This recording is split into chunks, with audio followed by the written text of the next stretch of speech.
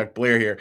Great to have you joining us this morning. And today we carry on with our story of creation. And today's a really interesting one. And we've been looking at the story of creation. If it's your first time joining us, we've been looking at it as this beautiful sort of metaphor, this beautiful picture of how humanity grows, how all of us grow. And this is so much what God is doing, how our lives are unfolding before us. So what we're talking about today, so God has created humanity, and it's a beautiful part. There's actually two sort of stories of creation, but we'll get into that a bit later. Story number one is where it's kind of creation done in the round. Let us create humanity in our own image. So the idea of this usness, this angels, God, heaven, earth, this whole thing that happens in the round, and it's a beautiful, beautiful concept that's really how it works. And it gets very close to a statement, a very famous Christian New Church statement that variety is perfection. And I could preach on that almost every day, that the variety of humanity is what makes humanity perfect. And that's, again, we got to be real careful with that word perfect, but that gives you a slightly different spin on it. One that's, I think, much more life-giving, by the way. And so here we are at Genesis 1:28. So humanity, and don't think Adam and Eve, they're not even on the scene yet. Again, two stories of creation. Uh, now we're looking at it sort of what happens next, right? Humanity's been created, and this is what God says. This is Genesis 1, verse 28. And God blessed them and said to them, reproduce and multiply and fill the earth and harness it and rule over the fish of the sea and over the bird in the heavens and over every living animal creeping on the earth. And it's an interesting way to hold it, as we would hold it here from a Christian New Church perspective, is we're not talking about like literally our job is to rule earth like king reign supreme. Our job, this is a metaphor. This is about the life of our spirit, and how what we're to do is we're to have this earth is to be filled. And I love that idea, right? This earth is to be filled, the full earth, the fullness of earth, where there's this explosion of flora and fauna and animal life. And think of that in our own mind, and it's kind of a fun part of the spiritual journey. I think we really do get to a point where it's like, holy cow, God's everywhere, and there's this good thing and that we start to just see God everywhere. I mean, that's one of the most beautiful definitions I think of a mystic. Is a mystic is someone who sees God everywhere, and the world becomes deeply enchanted. The earth becomes full. And what we start to realize, and this is a beautiful, beautiful quote from Meister Eckhart way back, I think the 1400s or 1500s, and he said, and I think this is part of the miracle, we come to this realization that God is closer to us than we are to ourselves. Oh boy, I find that beautiful. God is closer to us than we are to ourselves. We have this whole layer of noise and distraction and anger and upset. And the challenge is, too often, I know for me, and I know working with people all the time, I feel like so much of a pastor's work is to get people to recognize that, like literally to see that there's a part of them that frankly is pretty useless, filled with anger, worry, vengeance. It's just not a good part of us. And that part is something that will die. That part is something that will go. And, strictly speaking, theologically, that's the old will. And then there's a new will. Again, that's where God is closer to us than we are to ourselves. That's the new will that starts to grow. And it's a will born of God's will. And it's a good place, folks. It's fun watching people who touch that. Nobody touches it 24/7. Maybe the Dalai Lama does, but but I don't know that many people who are there that often. But it's a great place, at least in this life, to visit and to watch people who've touched it and watch their life come alive. And what we have to do, folks, I mean, it's from the bottom of my heart. Like, if we spend a lot of time figuring out who's in and who's out, and that doesn't matter what issue you're talking about, from issues around nationality, issues around race, issues around sexual orientation, all that stuff. Like, if we're really drawing hard and fast boundaries around this stuff to figure out who's in, who's out, that's going to be trouble. I don't think that's God's going to bless that a whole lot. I think what we're to do is we're to live life in the round. Of course, have those things we stand for. Of course, have those things we believe in, because we're to bring that to the mix.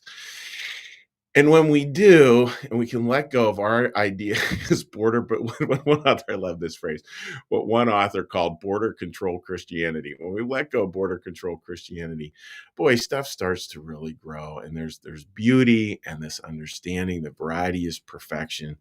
And it just brings us all into this family of man,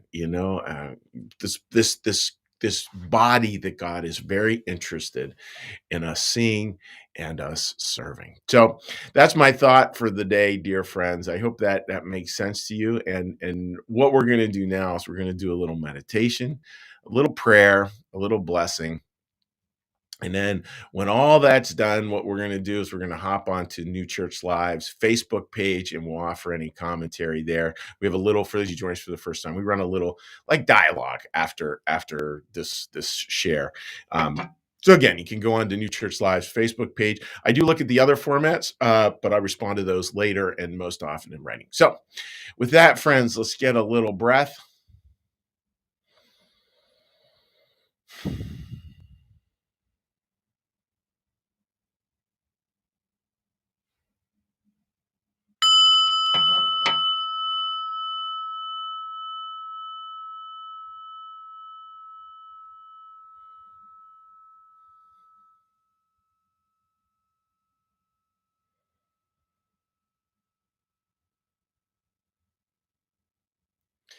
Be still and know that I am God.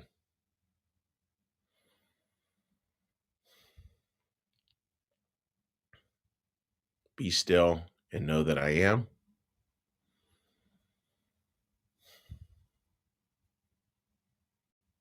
Be still and know that I.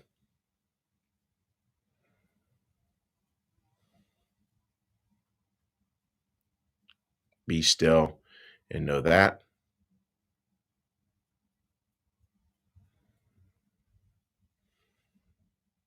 Be still and know.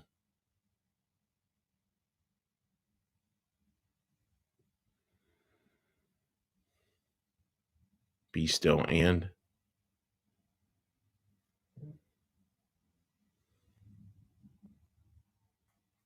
Be still.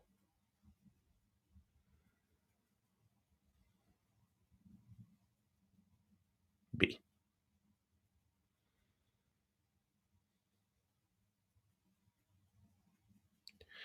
Our Father, who art in the heavens, hallowed be thy name. Thy kingdom come, thy will be done, as in heaven, so upon the earth. Give us this day our daily bread, and forgive us our debts, as we also forgive our debtors. And lead us not into temptation, but deliver us from evil. For thine is the kingdom, and the power, and the glory forever. Amen. May the Lord bless you and keep you. May the Lord make his face to shine upon you and be gracious unto you. May the Lord lift up his countenance upon you and bring you peace and bring you home. Amen. All right, dear friends, let's give a little cheery hello to everyone who has joined us this morning. And again, I hope you're doing well. And all right, here we go. All right, a quick hello to folks here. Tori, good morning to you, my friend, and thank you for the kind birthday note yesterday. Appreciated that.